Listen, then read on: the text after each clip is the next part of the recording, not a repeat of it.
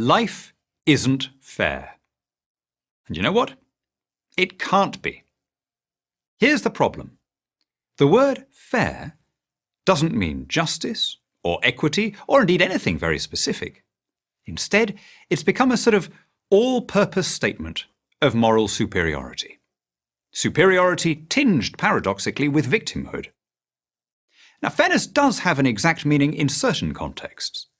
For example, if we're playing a game, fairness means that the rules should be applied impartially. When we're kids, and our parents and teachers set the rules, the word still has that essential meaning. It's a young person's way of demanding what we might call equality before the law. But as we get older, the word becomes more of a whine. In the mouth of a teenager, trust me on this, it's not fair means, more often than not, you won't let me do something I want. In recent years, though, something odd has happened. Adults have started using the word in much the same way that teenagers do. More than in any previous generation, people today retain their teenage sense of self-centeredness. They use "it's not fair" as a catch-all complaint, as an assertion of wounded entitlement.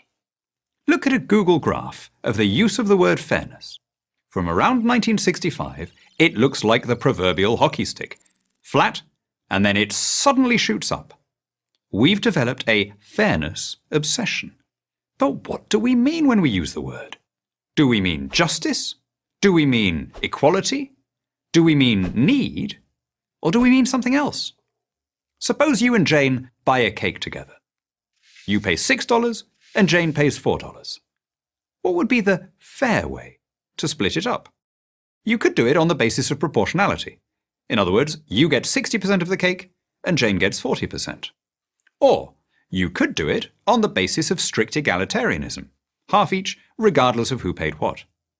Or you could do it on the basis of wealth.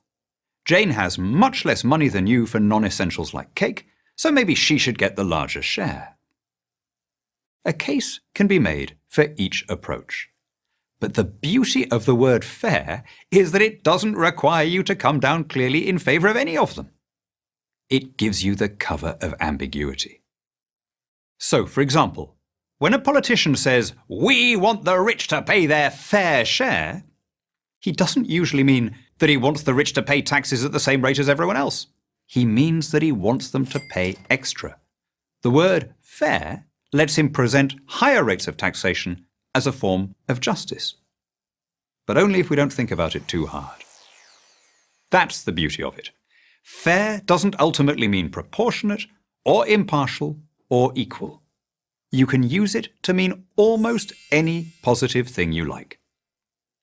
"I want fairness" generally means, "Look at me, I'm a nice person."